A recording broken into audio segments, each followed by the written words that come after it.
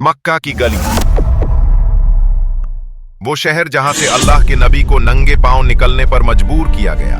वो शहर जहां मुसलमानों पर जुल्म की दास्तानें लिखी गईं। लेकिन 8 साल बाद मंजर बदलने वाला था।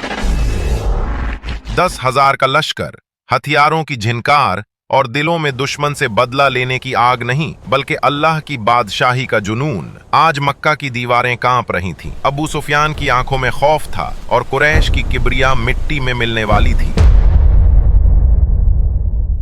ये दास्तान है सब्र की, ये दास्तान है हिकमत की, ये बात है मेरे नबी की। आज दुश्मन के पांव तले जमीन खिसकने वाली थी। वीडियो को पूरा देखिए, क्योंकि आज आप वो मंजर देखेंगे जो तारीख ने दोबारा कभी नहीं देखा। कहानी शुरू होती है सुलह हुदैबिया से, एक मुआहिदा जो 10 साल के लिए हुआ था। सबको लगा अब अमन रहेगा, लेकिन दुश्मन की फितरत कहां बदलती है। कुरैश के इत्तेहादी बनु बकर ने मुसलमानों के इत्तेहादी बनु खजाहा पर हमला कर दिया, वो भी हरम की हुदूद में। लोगों ने काबा की दीवारों को पकड़कर पनाह मांगी, लेकिन उन्हें बेरहमी से कत्ल किया गया। जब यह खबर मदीना पहुंची तो मेरे नबी का चेहरा मुबारक गुस्से से सुर्ख हो गया। ये बात है उस इंसाफ की जो अर्श वाले को पसंद था। कुरैश को अपनी गलती का एहसास हुआ।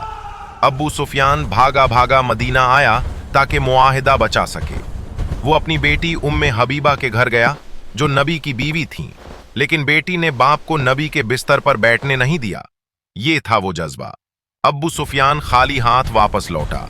उसे पता चल गया था कि अब तूफान आने वाला है। रमजान का महीना 8 हिजरी। नबी ने 10,000 सहाबा को तैयारी का हुक्म दिया, लेकिन कहां जाना है ये किसी को नहीं पता था। राज इतना गहरा था कि हजरत अबू बकर को भी नहीं मालूम था कि मंजिल क्या है। इसी दौरान एक ट्विस्ट आता है। हातिब बिन अबी बुल्ताआ ने एक औरत के जरिए मक्का वालों को खुफिया खत भेजा, लेकिन अल्लाह ने अपने नबी को वही से बता दिया। हजरत अली और हजरत जुबैर को पीछे भेजा गया। उन्होंने उस औरत को रास्ते में पकड़ा। हजरत अली ने गरज कर कहा, खत निकाल, वरना हम तेरे कपड़े तक उतार देंगे। खत निकाल आया। ये बात है इस कामिल ईमान की।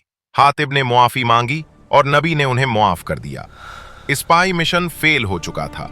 मक्का बेखबर था और मौत उनके दरवाजे पर दस्तक देने वाली थी। मक्का से बाहर मरल जहरान के मकाम पर लश्कर रुका। नबी ने हुक्म दिया, हर शख्स अपनी अलग आग जलाए। 10,000 जगह आग जली। मक्का की पहाड़ियों से जब अब्बू सुफियान ने देखा तो उसकी रूह कांप गई। उसने कहा, मैंने इतना बड़ा लश्कर जिंदगी में नहीं देखा। हजरत अब्बास ने अब्बू सुफियान को पकड़ा और नबी की बारगाह में ले आए। कल तक जो इस्लाम का सबसे बड़ा दुश्मन था, आज वो नबी के कदमों में था।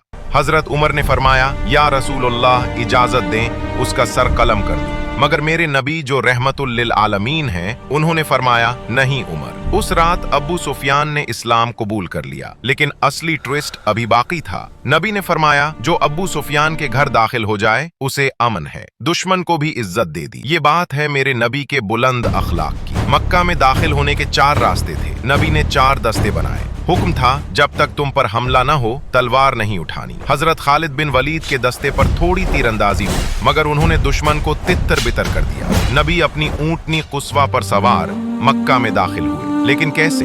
फतह की तरह गरज कर नहीं, बल्कि अल्लाह के शुक्र में इतने झुके हुए कि आपका सर मुबारक ऊंटनी के पालान से लग रहा था। काबा के सहन में 360 बुत थे। नबी के हाथ में कमान थी। आप बुत को ठोकर मारते और पढ़ते, जा अल हक व जकल बातिल। हक आ गया और बातिल मिट गया। एक एक करके वो झूठे खुदा गिरते गए। काबा पाक हो गया। बिलाल ने काबा की छत पर खड़े होकर अजान दी, वो आवाज जिसने सदियों की खामोशी तोड़ दी। अब वो लम्हा आया जिसका सबको इंतजार था। कुरैश के बड़े बड़े सरदार, जिन्होंने नबी पर कचरा फेंका था, जिन्होंने सहाबा को तपते कोयलों पर लिटाया था,